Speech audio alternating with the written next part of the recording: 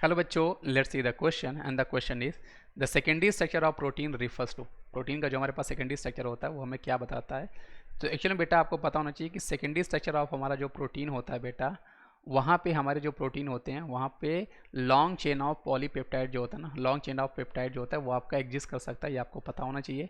साथ में बेटा जो हमारे पास सेकेंडरी स्ट्रक्चर होते हैं वो मेनली दो फॉर्म में पाए जाते हैं, जहाँ पर हमारे पास एक अल्फ़ा हेलिक्स फॉर्म होता है, दूसरा हमारे पास जो होता है बेटा वो आपके पास बीटा प्लीटेड शीट आपके पास होता है।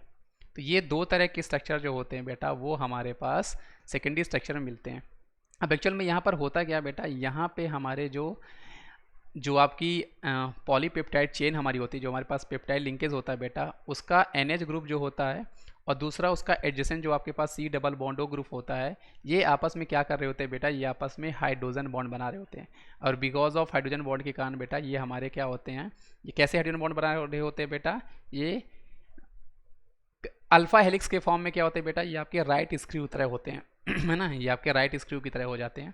बीटा प्लेटेड शीट की में बेटा ये आपका शीट बना रहे होते हैं बिकॉज ऑफ H बॉन्डिंग। तो H बॉन्डिंग के कारण बेटा यहाँ पर होता क्या है, इनकी रेगुलर फोल्डिंग हो जाया करती है ना। इसीलिए इस क्वेश्चन का सही जवाब हमारे पास ऑप्शन नंबर ए है कि regular folding pattern of continuous portion of the polypeptide chain.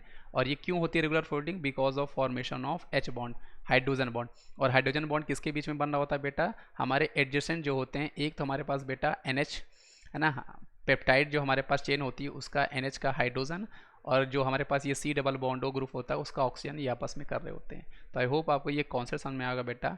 इसका सही जवाब ऑप्शन नंबर ए था हमारे पास। Thank you.